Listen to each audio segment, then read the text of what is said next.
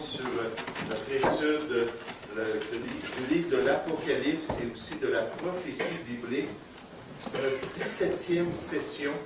Et nous continuons à étudier ce sujet important dans la parole de Dieu.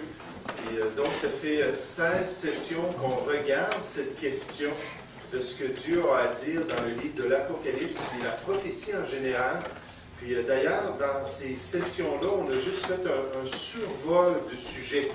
Mais lorsque j'ai enseigné cette série-là à l'Église baptiste Maranatha à Saint-Hyacinthe, pendant une année et demie, on a passé à travers le livre de l'Apocalypse pour le décortiquer et regarder tous les détails.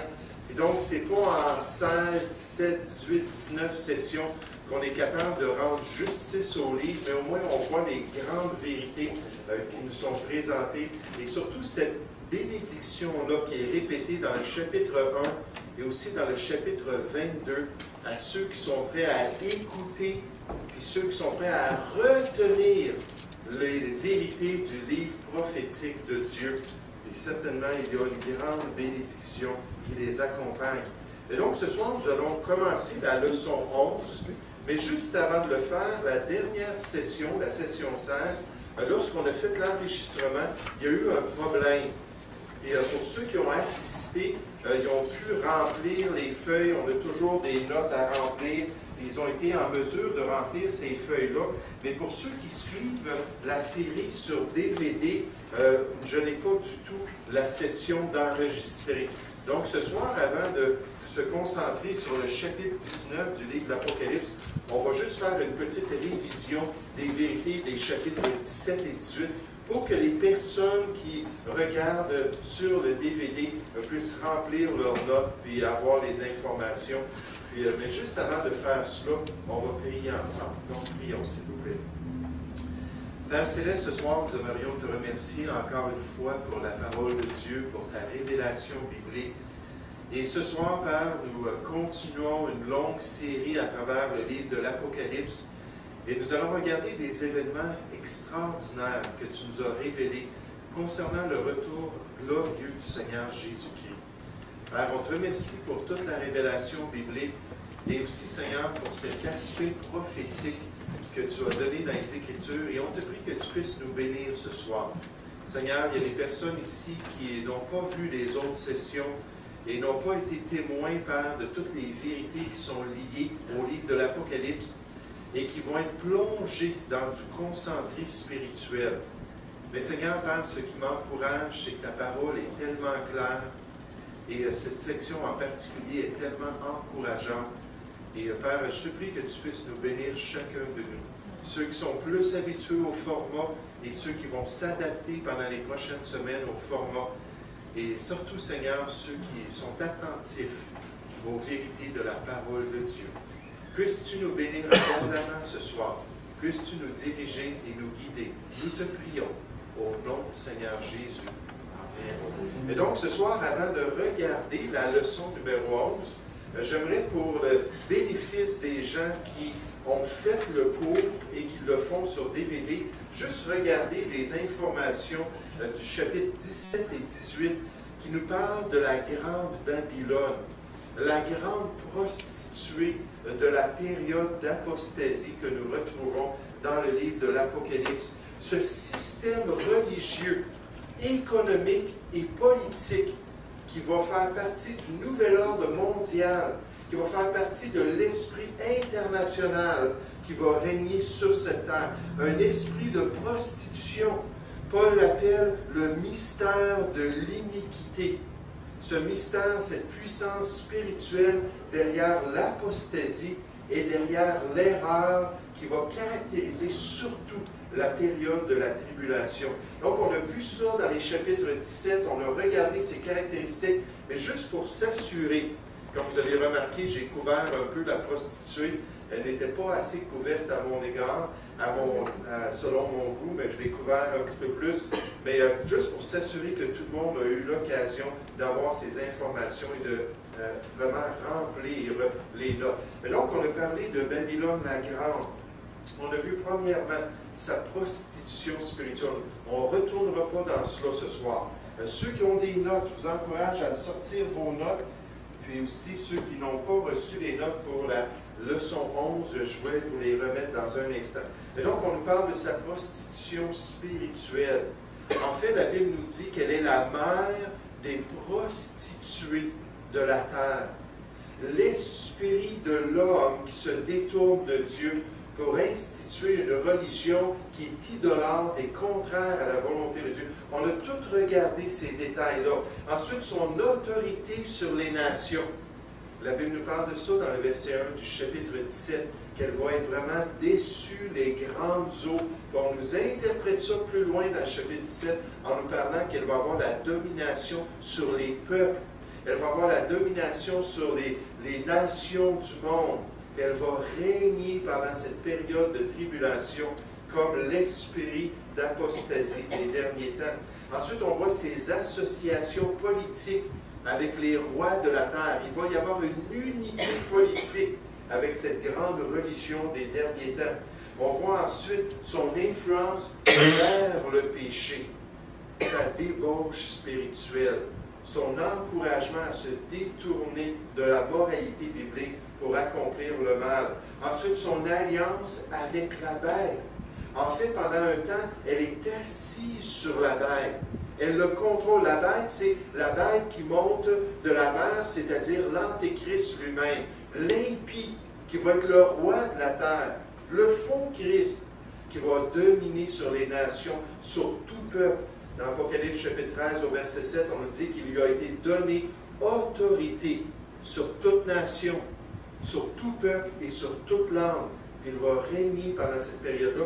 Puis elle va penser être capable de contrôler cette bête. Vous savez, c'est quelque chose d'embarquer sur une bête. Nous, on a eu l'occasion à quelques reprises d'embarquer sur des chevaux. Et des fois, comme cette semaine, lorsqu'on a, ma fille Mélanie a embarqué sur un cheval, il semblait correct jusqu'à temps qu'il commence à boquer, puis à lever, puis à hennir. Là, il s'est aperçu, oups, il n'était pas de bonne humeur. Mais j'aimerais vous dire que cette bête-là n'est pas de bonne humeur.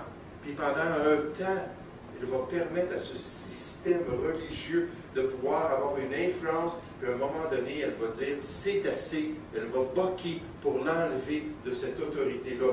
On a déjà vu ça dans le chapitre 18. Ensuite, on voit son luxe, son iniquité, toutes les si on pourrait dire, les bénéfices, disons, de son apostasie, son nom mystérieux, Babylone, qui représente l'unité de l'homme dans la rébellion contre Dieu. On se souvient de la tour de Babel. Dans l'original, Babel et Babylone, c'est le même mot en hébreu. Et à la tour de Babel, on a fait une seule tour, puis une seule ville, puis un seul nom, pour se soulever contre le commandement de Dieu d'aller parmi toutes les nations, toute la terre, pour repeupler la terre. Non, ils ont dit, on va s'unir ensemble pour faire et accomplir les désirs de notre propre cœur déchu. Et donc, c'est cet esprit-là d'unité mondiale contre la volonté de Dieu. Ensuite, sa haine des croyants, elle est enivrée d'une coupe remplie du sang des témoins de Jésus-Christ. C'est elle qui a cherché à persécuter les croyants. C'est elle qui a cherché à se soulever contre la vraie Église et ceux qui suivent le Seigneur Jésus-Christ. Ensuite, deuxièmement, on a vu la bête écarlate. Vous pouvez toujours regarder dans vos notes pour être certain que vous avez toutes ces informations-là, c'est-à-dire l'Antéchrist, l'origine de cette bête-là. Ensuite, on a vu la signification de ces 7 têtes. Dans le chapitre 17, on dit que c'est 7 collines. Et en fait, on nous parle d'une grande ville qui est établie sur 7 collines. Puis il y avait quelques grandes villes à l'époque qui étaient établies sur 7 collines. Mais la plus connue, c'était la ville de Rome. Puis aussi, on nous parle des 7 rois qui avaient déjà paru à Rome jusqu'à l'époque de Jean. Ensuite, on nous parle des 10 cornes, des 10 rois et leur autorité qu'ils donnent à l'Antéchrist. Plusieurs commentateurs croient que la terre, dans les derniers temps, pendant la période de l'apostasie mondiale, va être divisée en 10 géorégions. Ces 10 géorégions-là vont avoir un roi Et chacun de ces rois-là va donner leur autorité aux grands dictateurs de la période de la tribulation. Mais on nous parle de ces 10 rois-là. On nous parle d'une confédération qui va se tourner contre l'agneau. On va voir ça dans un instant, lors du retour glorieux du Seigneur Jésus-Christ, puis comment ces 10 rois-là et l'Antéchrist vont se tourner contre lui dans leur folie meurtrière. Ensuite, on voit les nations du monde qui sont unies avec cette bête-là, qui suivent l'autorité de leur roi. Et la confédération, finalement, qui se tourne contre la prostituée pour détruire ce système, ce culte, pour pouvoir transférer toute l'autorité à l'Antéchrist lui-même.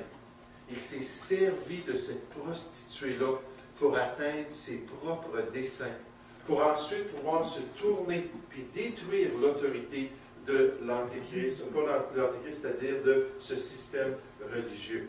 Ensuite, dernièrement, dans cette session numéro 10, dans cette leçon 10, on a vu la chute de Babylone. Sa chute, premièrement, son jugement.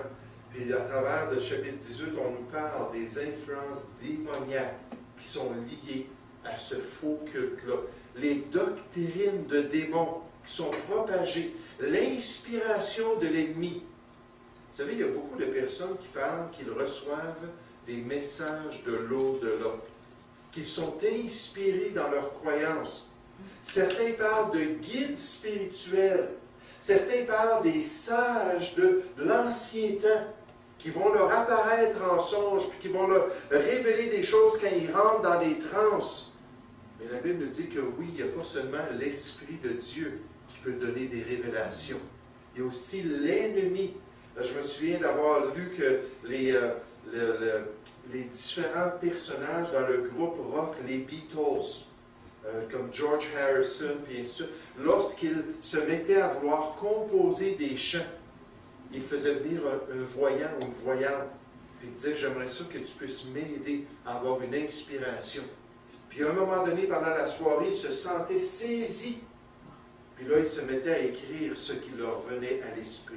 Puis plusieurs chanteurs rock, puis plusieurs compositeurs pour les grands groupes comme Pink Floyd, puis comme Led Zeppelin, puis ainsi de suite, disent qu'ils ont reçu les thèmes de leurs chansons.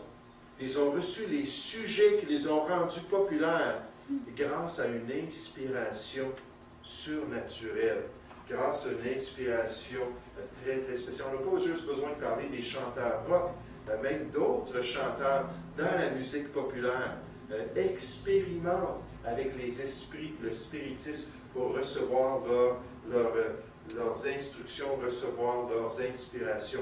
Mais Babylone est caractérisée par l'influence démoniaque. Ensuite, on voit son influence vers le péché. Le chapitre 18 fait un peu un résumé de ce qu'on a déjà appris. Mais là, c'est lit cela à sa condamnation et à son jugement, parce qu'elle a encouragé les gens à se détourner de Dieu. Son influence politique, encore une fois, c'est répété, elle est liée avec le monde politique. Son influence économique, elle a enrichi les marchands de la terre. Puis comme on a vu la dernière fois, les fausses religions ont toujours eu une connexion économique. Puis quand les gens attaquent ces fausses religions-là, souvent ça les fait réagir à cause qu'ils perdent leurs finances, qu'ils perdent leurs sources de revenus. Acte chapitre 20, c'est un bon exemple de cela. Lorsque Paul a commencé à condamner finalement le culte qui était offert par les Éphésiens à Diane, leur déesse. Et lorsque les gens ont commencé à se convertir, à se détourner de l'idolâtrie, les marchands se sont aperçus qu'ils n'étaient plus capables de vendre comme avant. Ça a amené une persécution contre les serviteurs de Dieu. Mais l'opulence, puis toute la richesse de ce système-là dans les derniers temps. Ensuite, on a vu ces péchés excessifs. Et la Bible nous dit qu'ils sont montés jusqu'aux cieux. Ça, c'est une expression qui veut dire que Dieu prend garde à ce qui se passe dans ce système-là. Ils sont devenus de grands pécheurs aux yeux de Dieu. Ensuite, on a vu sa récolte impure. Et Dieu allait lui donner les dividendes impurs qu'elle avait semés. Celui qui sème pour l'iniquité moissonne l'iniquité. On a déjà vu cela. Et d'ailleurs, dans ce passage-là, on exhorte les vrais croyants à se séparer, puis à sortir de ce mouvement-là, de peur de subir ses propres jugements, de subir les fléaux que Dieu allait lui envoyer. On dit, sortez du milieu d'elle, de peur d'être jugé comme elle est jugée. Puis dernièrement, on voit son arrogance personnelle. Puis ensuite, on voit la description dans les chapitres 18, le restant du chapitre 18, et ensuite le chapitre 19, versets 1 à 5, la description de toute l'influence de Babylone sur le monde de l'époque. Maintenant, ce soir, j'aimerais qu'on puisse se tourner dans le chapitre 19 vers la leçon 11. Si vous voulez tourner dans Apocalypse chapitre 19, alors qu'on considère notre leçon 11. Cette leçon 11 qui nous parle d'un événement très important dans la prophétie biblique. En fait, c'est un des plus grands éléments que Dieu nous révèle concernant les derniers temps. Donc, dans Apocalypse chapitre 19, si vous vous souvenez de notre charte qui nous a guidés à travers l'étude de l'Apocalypse, on a vu premièrement que le Seigneur Jésus a pris le rouleau avec les sceaux qui permettaient la révélation des derniers temps. Il a commencé à ouvrir les sceaux. Puis après les 6 sceaux, puis les jugements qui étaient liés à ces sceaux-là, le 7e sceau a introduit les trompettes. Puis chacune des 6 trompettes a amené encore d'autres fléaux sur le monde de l'Apocalypse. Puis ensuite, lors de la 7e trompette, on introduit les coupes. Puis encore une fois, les 6 coupes nous présentent 6 nouveaux fléaux. J'aimerais vous dire, à partir de tous ces fléaux-là, il ne reste plus grand-chose sur la terre. La végétation est consumée. Les océans du monde sont détruits. Les sources d'eau potable sont presque toutes atténuées. Près du 3/4 de la race humaine, plus de la moitié de la race humaine sont tués par les fléaux de Dieu. C'est pas étonnant que dans Matthieu chapitre 24, si je ne me trompe pas, c'est au verset 14, le Seigneur Jésus a dit que si ces jours n'avaient été écourtés, personne n'aurait survécu. Puis ça va être un massacre terrible sur les habitants du monde qui ont suivi l'Antéchrist et qui ont reçu sa marque. Mais lors de la 7e coupe, on nous présente l'événement qui est le thème de notre leçon ce soir, c'est-à-dire le retour glorieux du Seigneur Jésus-Christ. Et on voit ça dans le chapitre 19. Donc, si vous voulez suivre avec moi, mais juste avant de voir le retour glorieux, on nous introduit un événement qui doit se produire avant le retour du Seigneur et qui est encore dans les cieux, c'est-à-dire la grande fête de l'Église de Jésus-Christ ou les noces de l'agneau. Regardez à partir du verset 6. On nous dit « J'entendis comme la voix d'une foule nombreuse, et comme un bruit de grosses eaux, et comme un bruit de forts coups de tonnerre, disant « Alléluia! Car le Seigneur, notre Dieu Tout-Puissant, est entré dans son règne. » Donc, ceux qui sont dans le ciel, ceux qui sont conscients de ce qui se passe sur la terre, voient que le Seigneur Jésus est arrivé à la fin des coupes dans les jugements. Là, il s'apprête à quitter les cieux avec ses armées pour descendre à la bataille d'Armageddon puis prendre le contrôle de la terre. Mais là, ils sont conscients de cela, qu'on nous dit au verset 7, « Réjouissons-nous et soyons dans l'allégresse. » Vous savez, s'il y a une chose qu'on apprend du livre de l'Apocalypse, s'il y a une chose qu'on apprend concernant la félicité des croyants puis les gens qui sont dans la présence de Dieu, c'est qu'une des grandes caractéristiques, c'est la joie, la réjouissance, l'allégresse. Quand je parle avec des chrétiens, des fois, puis ils nous demandent, ils disent, oui, mais qu'est-ce que ça va avoir l'air d'être avec Dieu pour l'éternité? Est-ce qu'on va être assis sur des nuages en train de jouer une lyre comme on nous présente souvent dans les médias du monde? Qu'est-ce que ça va avoir l'air? J'aimerais vous dire, peu importe les détails de notre expérience pendant toute l'éternité, il y a une chose qui est évidente, c'est que pour les croyants, ça va être un temps de réjouissance. Ça va être un temps de joie complète, d'allégresse. La Bible nous dit dans Ésaïe chapitre 51 au verset 11 que pour les rachetés de Dieu, il va y avoir une joie éternelle. La Bible nous dit dans le psaume 16 au verset 11 qu'il y a de l'abondante joie devant ta face, des délices éternelles à ta droite. Il y a une des grandes caractéristiques que les croyants vont vivre pendant toute l'éternité. C'est cette expérience-là de notre émotion continuelle, une émotion de joie, une émotion de reconnaissance, une allégresse qui va être perpétuelle dans leur expérience. Et la Bible nous dit, réjouissons-nous et soyons dans l'allégresse et donnons-lui gloire, car les noces de l'agneau sont venues et son épouse s'est préparée. Et il lui a été donné de se vêtir de fin lin, éclatant et pur, car le fin lin, ce sont les œuvres justes des saints. Dans un instant, on va revenir pour voir ces caractéristiques-là. Ça nous dit au verset 9, l'ange me dit, écris ces vérités concernant les noces de l'agneau. Il faut que ça soit révélé. Il faut que le peuple de Dieu soit conscient. La Bible nous dit dans Apocalypse 22 au verset 6 que Dieu a révélé ces choses par son ange afin que ses serviteurs puissent savoir ce qui s'en vient dans l'avenir. Puis un des grands événements qui va être dans notre avenir en tant que chrétien, en tant que membre de l'Église de Jésus-Christ, de l'épouse de Christ, c'est ce grand festin-là que Dieu a préparé d'avance pour nous, afin qu'on se réjouisse de cette grâce qu'on a reçue en Jésus-Christ. L'ange me dit, verset 9, « Écris, heureux ceux qui sont appelés au festin des noces de l'agneau. » Puis il me dit, « Ces paroles sont les véritables paroles de Dieu. » Je tombais à ses pieds pour l'adorer. Jean était tellement étonné, il était tellement surpris, c'était tellement glorieux la révélation qu'il a vu le messager, au lieu de se concentrer sur son Dieu, il a tombé aux pieds de l'ange pour l'adorer, mais il me dit, garde-toi de le faire, je suis ton compagnon de service et celui de tes frères qui ont le témoignage de Jésus. Adore Dieu, car le témoignage de Jésus est l'esprit de la prophétie. Donc, premièrement, nous voyons dans les cieux les noces de l'agneau.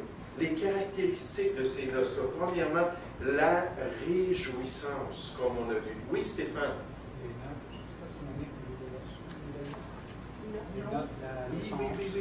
Est-ce que tu peux venir, Stéphane, ou oui, Jessica?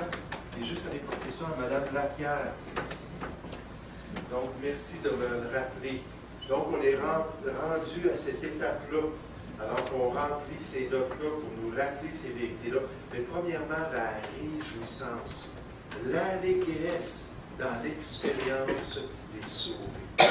Quand on va le voir face à face, quand on va devenir semblable à lui, quand il va transformer le corps de notre humiliation pour le rendre semblable au corps de sa gloire par la puissance qui lui permet d'accomplir toute sa volonté. Et une des grandes caractéristiques, c'est cette réjouissance-là. Deuxièmement, on voit l'épouse de Christ qui est présentée. Verset 7, c'est-à-dire réjouissons-nous, soyons dans l'allégresse et donnons-lui gloire, car les noces de l'agneau sont venues et son épouse s'est préparée. Maintenant, il faut comprendre que dans le livre de l'Apocalypse, il y a deux épouses de Christ qui sont présentées. Premièrement, il y a l'épouse de Christ, c'est-à-dire l'Église, l'Église de Jésus-Christ qu'on voit ici. Ce sont les noces de l'Église qui sont enfin célébrées dans la présence de Dieu. Dans Éphésiens chapitre 5, au verset 25, on nous dit que Jésus-Christ s'est fiancé avec son épouse qui est l'Église de Jésus-Christ. Dans 2 Corinthiens chapitre 11, versets 1 à 4, l'apôtre Paul, en parlant de l'évangélisation des Corinthiens, a dit qu'il les a fiancés, les croyants, à un seul époux, Jésus-Christ, pour les présenter comme une vierge pure et irrépréhensible devant son époux. Et nous, ce qu'on attend, c'est que notre époux vienne nous chercher. Et ça, c'est la première épouse dans le livre de l'Apocalypse, la première épouse de Christ. La deuxième épouse se trouve dans le chapitre 21. C'est la nouvelle Jérusalem, la ville sainte qui va descendre des cieux. Et dans 2 semaines, on va voir cette ville-là, une ville extraordinaire, incroyable. On va contempler les demeures que le Seigneur a préparées, qu'il est en train de préparer. Jean 14 nous dit que quand Jésus est parti, il a promis à ses disciples qu'il allait leur préparer des demeures dans la maison de son Père, puis lorsqu'il aurait terminé, il reviendrait pour chercher son Église et l'amener dans ses demeures éternelles. Cette habitation de Dieu dans les cieux. Et donc, on voit l'épouse de Christ qui est présentée. Ensuite, troisièmement, on voit la parure des saints. La parure des saints, l'habillement, la justice des croyants, au verset 8. Ça, c'est intéressant parce que l'épouse peut bénéficier de la présence de Dieu à cause de l'époux. Parce que lui, il l'a revêti de sa justice. Mais une fois qu'on a été justifié en Jésus-Christ, une fois qu'on est saint devant lui, on peut accomplir des œuvres qui sont agréables à Dieu. Pas des œuvres mortes comme on a vu ce matin, mais des œuvres au contraire qui sont vitales, vivantes dans le plan de Dieu. Ce sont les œuvres des croyants.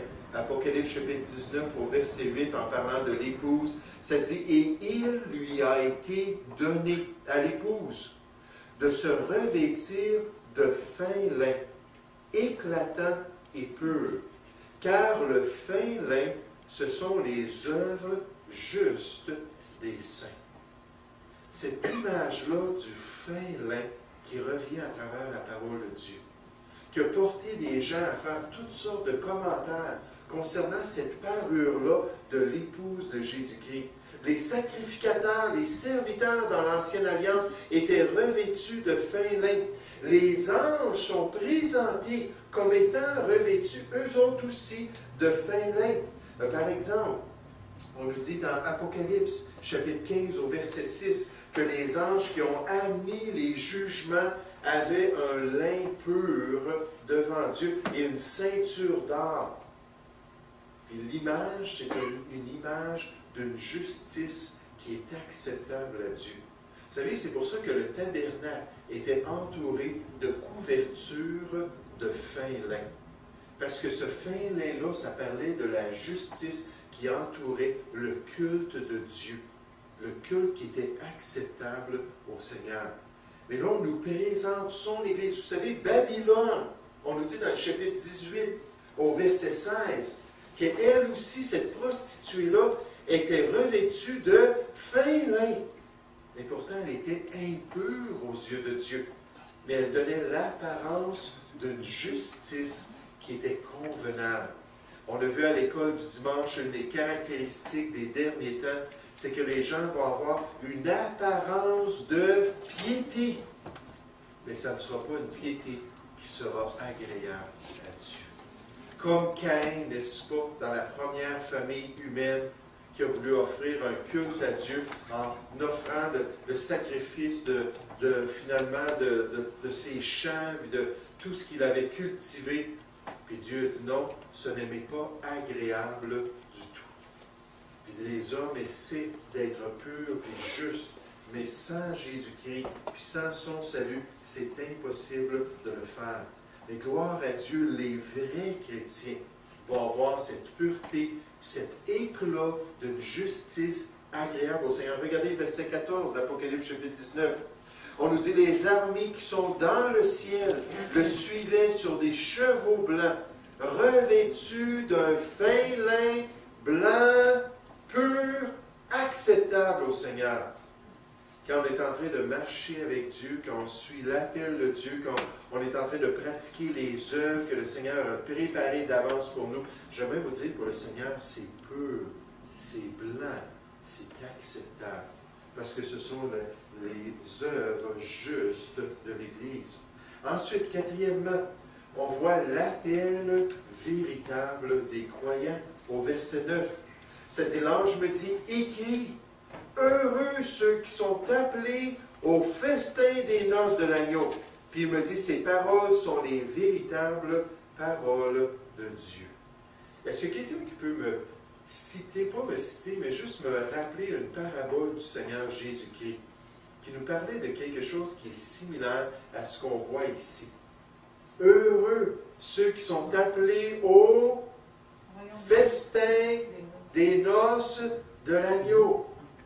Quelle parabole le Seigneur Jésus a enseigné qui parlait de l'accès dans le royaume de Dieu? Oui, Christian. La parabole des noces.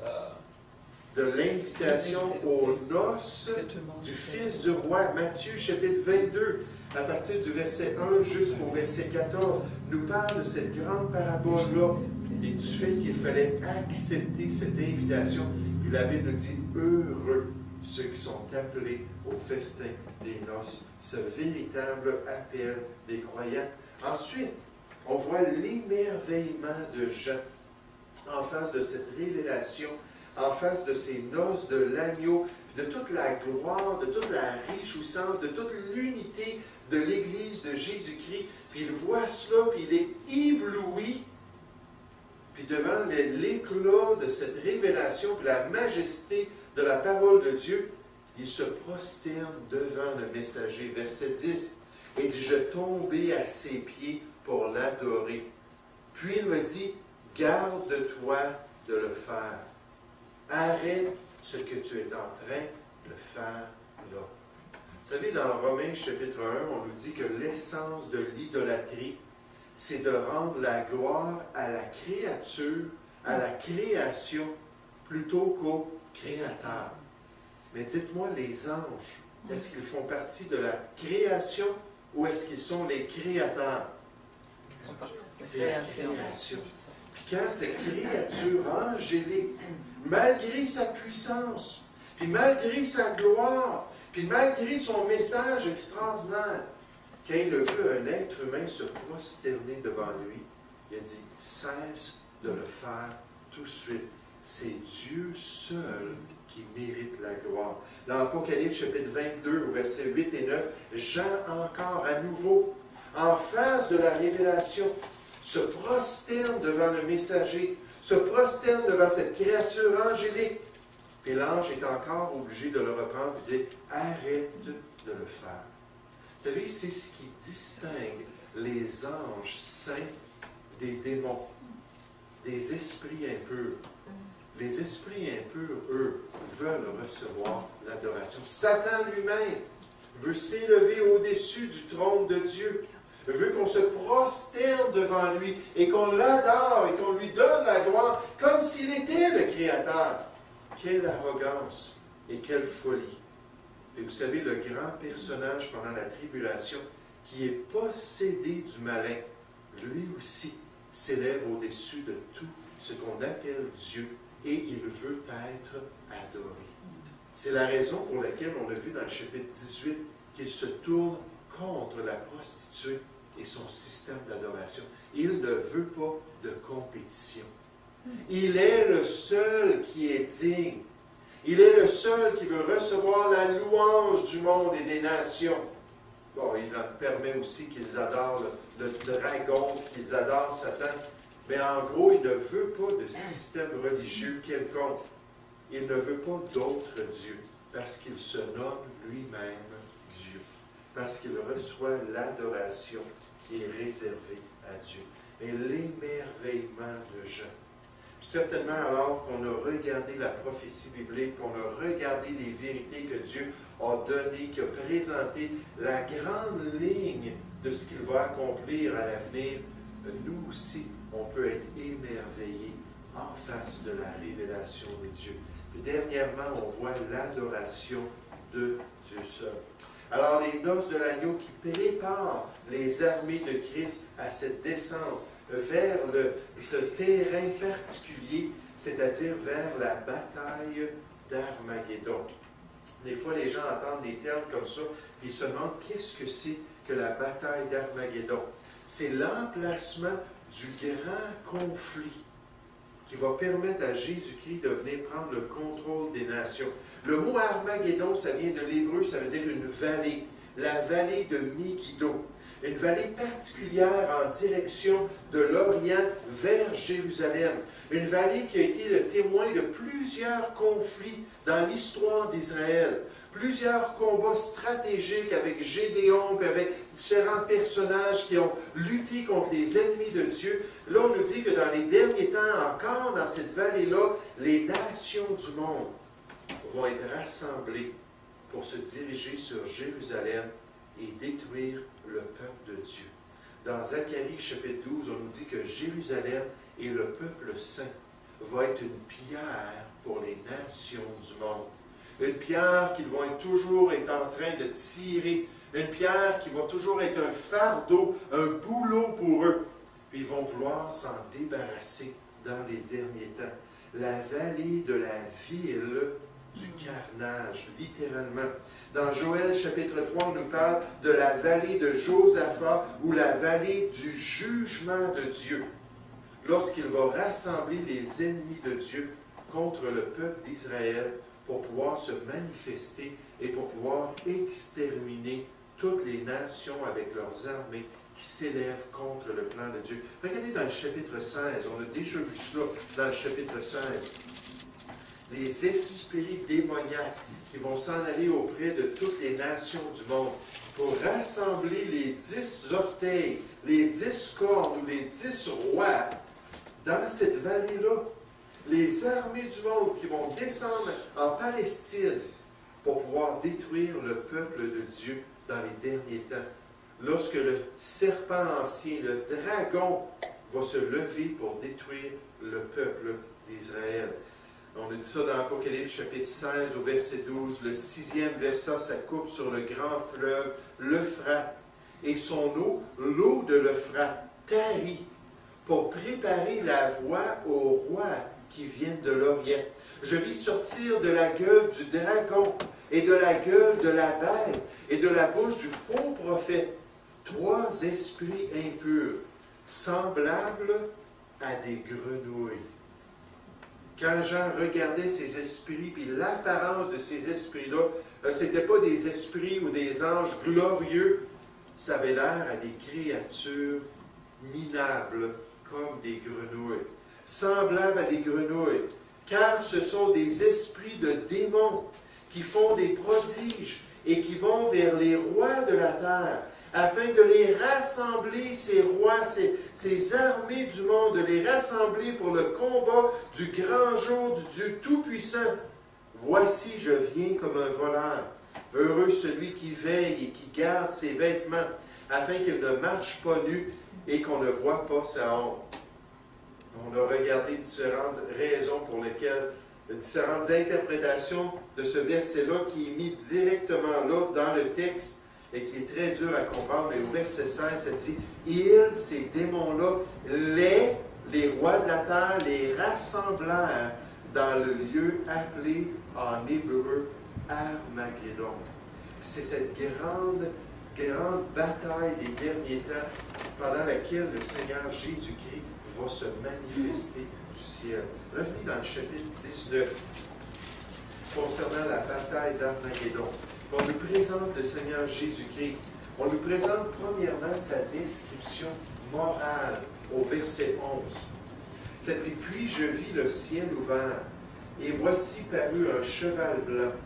Celui qui le montait s'appelle fidèle et véritable, et il juge et combat avec justice. » Puis ce que Jean fait alors qu'il reçoit toute cette révélation-là du jugement, on le voit à travers le livre de l'Apocalypse, surtout dans les chapitres 4, 5 et 6, c'est qu'alors qu'il apprend concernant les jugements terribles qui vont déferler sur cette terre, les catastrophes que Dieu va envoyer, les fléaux, on lui rappelle continuellement que Dieu est juste, qu'il est droit, qu'il fait cela parce qu'il doit le faire, parce qu'il est le juge des nations. Le psaume, chapitre 9, au verset 9, ça nous dit, il juge le monde avec justice, il juge les peuples avec droiture.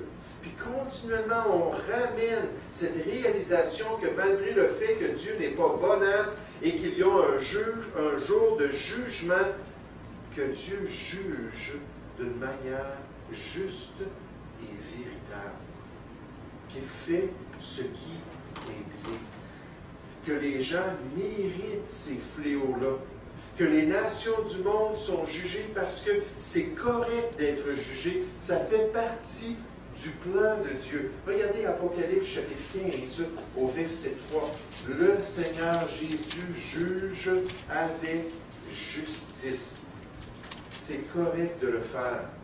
Ça dit dans Apocalypse chapitre 15 au verset 3, « Il chantait le cantique de Moïse, le serviteur de Dieu, et le cantique de l'agneau, les deux grands cantiques dans la gloire pendant la tribulation, en disant, « Tes œuvres sont grandes et admirables, Seigneur Dieu Tout-Puissant, tes voies sont justes et véritables, Roi des nations. » Parce que Dieu est juste même dans sa condamnation. Regardez Apocalypse chapitre 16 au verset 7. Une des choses qui trouble le plus les chrétiens, c'est ce qu'on appelle la doctrine de l'enfer, ou cette vérité-là concernant la damnation des perdus, de tous ceux qui ne sont pas en Jésus-Christ.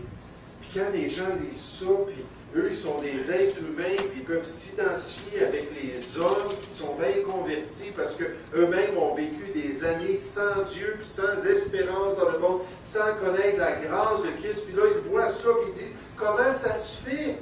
Comment est-ce possible que Dieu juge ainsi? Puis la Bible nous dit que son jugement, Romains 2 au verset 3, est toujours selon la justice et selon la vérité. Dieu ne peut rien faire qui est contre sa nature, qui est contre son essence. Il est pur, il est juste, il est saint, et il va toujours agir selon ce qui est bien. C'est pour ça qu'il nous révèle que même son jugement est légitime. Je pense qu'en tant que chrétien, il faut mettre notre confiance en Dieu. Il est compatissant, il est miséricordieux, il est lent à la colère, il est riche en bonté. Puis quand il est obligé de juger les impies, c'est bien parce que c'est la dernière option. Parce qu'il refuse de se repentir, il refuse de revenir à lui. Et Dieu le fait dans sa justice. Apocalypse chapitre 16 au verset 7, ça dit, j'entendis un autre ange qui de l'autel disait, oui Seigneur, Dieu Tout-Puissant, tes jugements sont véritables et justes. C'est les deux grandes caractéristiques qui sont répétées dans le livre de l'Apocalypse en face des jugements de Dieu. Dieu est toujours vrai, il est toujours juste, même dans sa condamnation. Et on nous dit ça concernant le Seigneur Jésus, sa description morale. Deuxièmement, on nous donne sa description physique. Revenez avec moi dans Apocalypse chapitre 19. Sa description physique au verset 12. Ça dit, ses yeux étaient comme une flamme de feu. Puis nécessairement, pour ceux qui ont suivi la série ou ceux qui connaissent un peu le contenu du livre de l'Apocalypse, c'est exactement le même personnage qui est présenté, qui est au milieu de l'Église, ou au milieu des églises et des croyants, celui qui a ce regard enflammé, ce regard qui teste les reins, qui examine les œuvres et qui s'assure qu'on est en train d'accomplir le plan de Dieu. C'est lui qui va juger. Ses yeux étaient comme une flamme de feu. Sur sa tête étaient plusieurs diadèmes. Les stéphanos, ce ne sont pas les couronnes de rois. Ce sont au contraire les couronnes de récompense pour les vainqueurs.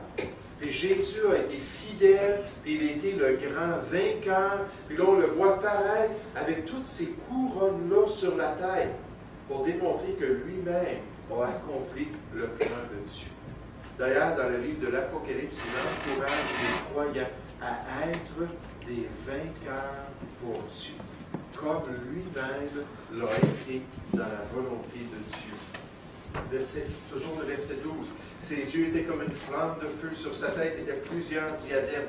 Il avait un nom écrit que personne ne connaît, si ce n'est lui-même. Il était revêtu d'un vêtement teint de sang. Son nom est la parole de Dieu. Ensuite, on nous donne la description de son armée. Il ne descend pas des cieux seul. Lorsque le signe du Fils de l'homme va paraître, Jésus-Christ va descendre avec toute son armée. Là, on nous présente son armée. Au verset 14, ça dit, les armées qui sont dans le ciel le suivaient sur des chevaux blancs, revêtus d'un fin lin blanc et pur. Et dans toute la prophétie biblique, quand on nous parle de cet événement-là, l'apparition glorieuse du Messie, l'apparition glorieuse du Fils de l'homme, on nous présente les saints, les croyants qui l'accompagnent et ses anges. Et les deux font partie de son armée.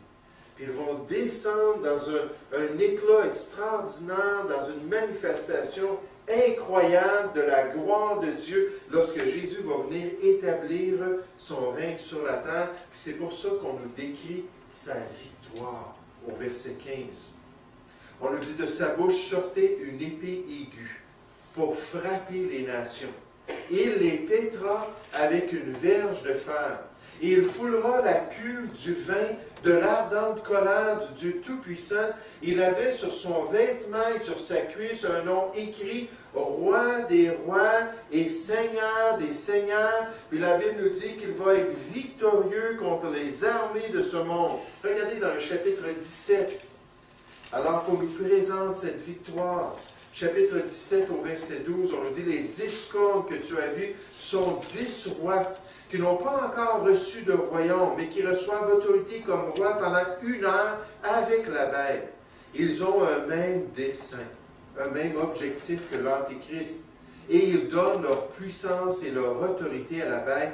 Ils combattront contre l'agneau, et l'agneau les vaincra, parce qu'il est le Seigneur des seigneurs et le roi des rois, et les appelés, les élus, et les fidèles qui sont avec lui les vaincront aussi. Puis toute cette armée-là va descendre des cieux, puis les armées de la terre vont se tourner contre le Seigneur Jésus-Christ. Puis il va y avoir un massacre énorme, parce que Jésus est l'autorité finale. Et il va être le vainqueur sur les nations de ce monde. Puis c'est pour ça qu'on nous présente l'invitation au festin de Dieu.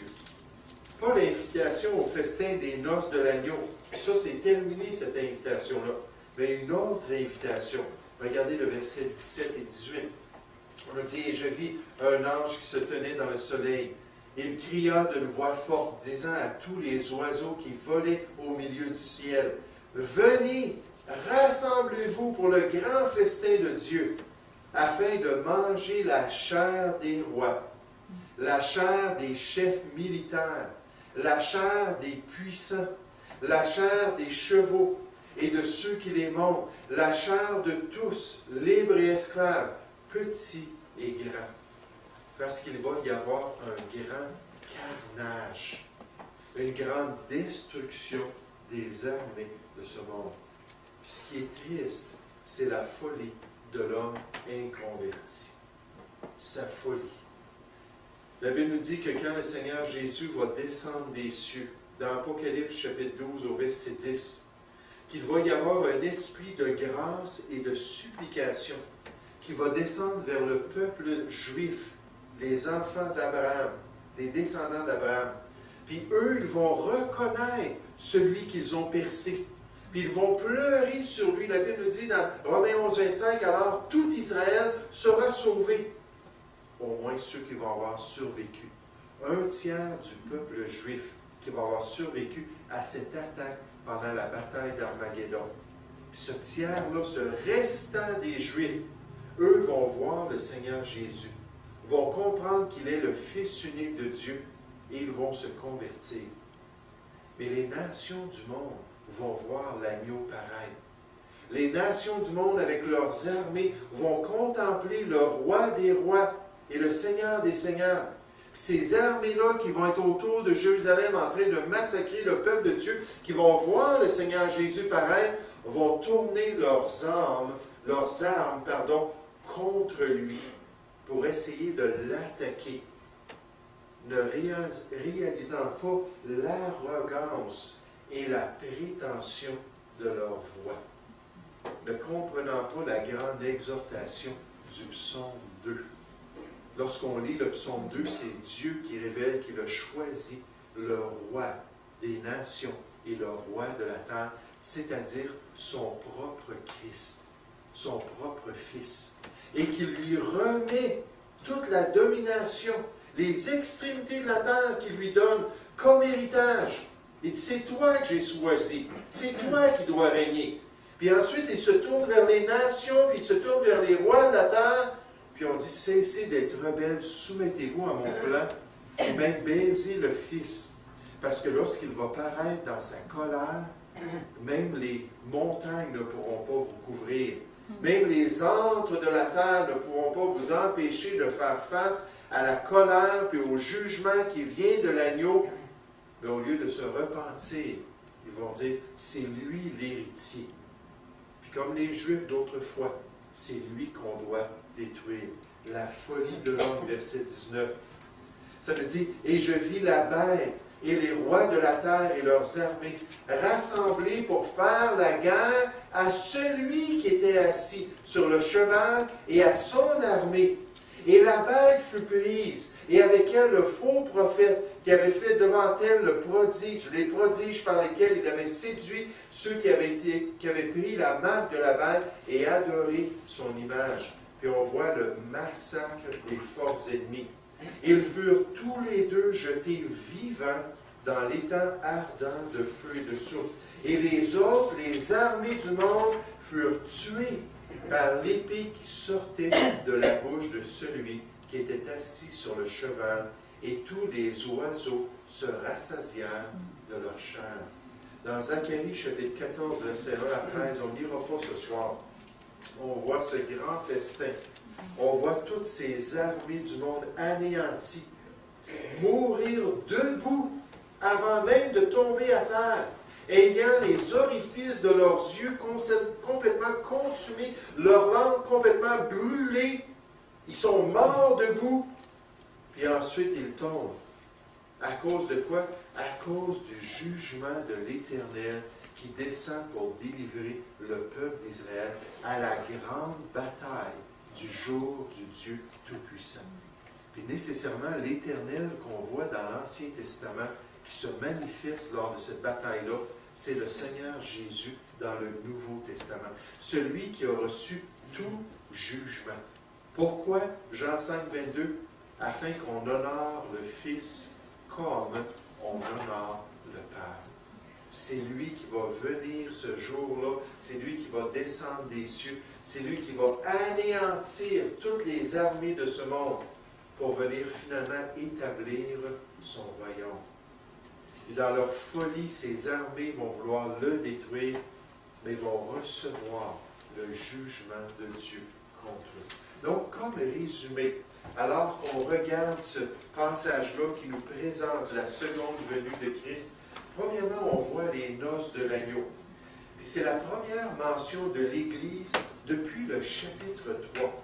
Du chapitre 4 jusqu'au chapitre 19, vous vous souvenez, dans la structure du livre de l'Apocalypse, c'est les choses qui doivent arriver ensuite, que Jean reçoit comme information. La période de la tribulation, on ne mentionne jamais l'Église. On va parler des justes, on va parler des saints, de ceux qui croient en Jésus, mais ce sont des croyants pendant la tribulation, qu'on a déjà parlé de ça. Pourquoi? Parce que l'Église va être enlevée, d'après la chronologie biblique. Le temps de la tribulation, c'est le temps du trouble de Jacob, d'Israël. Ésaïe 30 au verset 7. C'est la 70e semaine de Daniel qui a été établie sur le peuple, sur la ville et sur le sanctuaire d'Israël. Ça n'a rien à faire avec l'Église. Comme l'Église ne faisait pas partie des 69 premières semaines de Daniel, l'Église ne fera pas partie de la 70e semaine. Elle fait partie de la période qui est la parenthèse, pendant laquelle les gentils, les païens entrent dans l'Église de Jésus-Christ. Puis lorsque la totalité des païens sera rentrée, alors tout Israël sera sauvé, parce que c'est là que Dieu va recommencer à travailler avec son peuple. Donc c'est la première mention. Ensuite, on voit la relation du mari et de sa femme qui exemplifie celle de Christ et de son Église, parce que l'Église est présentée comme l'épouse de Christ. Puis quelle belle analogie, quelle belle illustration de la relation du Seigneur. On voit premièrement dans ce résumé, on voit les vêtements pour les noces. Ces vêtements qu'on a déjà considérés, qui parlent des œuvres justes des saints. On nous présente une double charge ou une double responsabilité que l'Église a lors de ses noces. Premièrement, de se réjouir et de donner toute la gloire à Dieu. Vous savez, Éphésiens 2,9 nous dit que personne qui va se glorifier devant Dieu. Personne qui va dire c'est à cause de moi, à cause de ma piété, à cause de mes bonnes œuvres, à cause de ma religion que je vais au ciel. Non, on est sauvé par la grâce de Dieu et cela ne vient pas de nous. Et notre responsabilité pendant ce temps-là de réjouissance devant notre époux, c'est de dire gloire à l'époux, gloire à l'agneau qui ôte le péché du monde. Et ensuite, on nous présente un double vêtement, le vêtement de la justice qui est imputée et la justice qui est reçue au tribunal de Christ. Ensuite, comme résumé, on voit la bénédiction. Heureux ou bénis sont ceux qui sont appelés aux noces de l'agneau. Ensuite, on voit l'essence de la vraie adoration. Cette adoration-là qui est concentrée sur la personne de Dieu. Puis quand on a une adoration qui est biblée en esprit et en vérité, on va se tourner pour rendre toute la gloire au Seigneur. Ensuite, toujours comme résumé, on voit dans la seconde venue de Christ sa description. Christ est décrit comme le fidèle et le véritable. Christ reçoit un nom. Ce nom lui est simplement connu. Il est le seul à le connaître. Dans Apocalypse 3,12, Jésus promet aux croyants fidèles qu'il va leur donner un nom nouveau, c'est-à-dire son nom nouveau qu'il a reçu du Père. Je me demande si ce n'est pas ce nom-là qu'il avait sur son vêtement et qui était inconnu. Mais il y a aussi un autre nom qui est révélé. Ce nom-là, c'est la parole de Dieu lui-même. Nécessairement, ça nous rappelle que Jésus, dans Jean 1,1, est présenté comme la parole de Dieu. Le Verbe incarné, la révélation de la volonté de Dieu. Puis quand Jésus va descendre du ciel avec ses armées, il va venir représenter le plan de Dieu pour les impies. Et le jugement de Dieu. On voit les armées qui sont impliquées. Premièrement, l'armée de Christ qui est habillée pour la pureté, puis d'autres disent qu'ils sont impropres au conflit. Nécessairement dans ce cours-là, puisque ça représente les sacrificateurs du Dieu Tout-Puissant, qui disent qu'ils sont impropres au conflit. Ça, pour moi, je n'étais pas tout à fait d'accord avec ça. Maintenant, les actions, ces armes, il a comme arme une épée aiguë à deux tranchants pour frapper les nations. Son règne, un règne qui va être ferme, avec une verge de fer. Oui, j'oublie que certaines personnes sont en train de remplir. Je suis désolé, j'essaie de terminer notre temps et compléter. Mais c'est un règne qui va être ferme, mais aussi qui va être doux. Doux parce qu'il va offrir encore une fois, comme on va le voir la semaine prochaine, pendant son règne, il va offrir encore une fois la grâce de Dieu pour un salut qui va être disponible pour les hommes. Ensuite, son nom, il est le roi des rois et le Seigneur des seigneurs. Celui qui est au-dessus des nations du monde, celui qui est au-dessus des armées de cette terre et qui va venir établir son règne éternel. Ensuite, comme révision, la bataille d'Armageddon. Premièrement, on voit cet appel-là aux oiseaux des cieux. Le repas, le corps des hommes. À plusieurs reprises dans l'Ancien Testament, lorsque Dieu prophétisait, par exemple, que les Amoréens allaient être détruits par les armées de Dieu, il appelait la nature à un grand festin. les animaux sauvages de la terre à venir se réjouir de la provision de Dieu.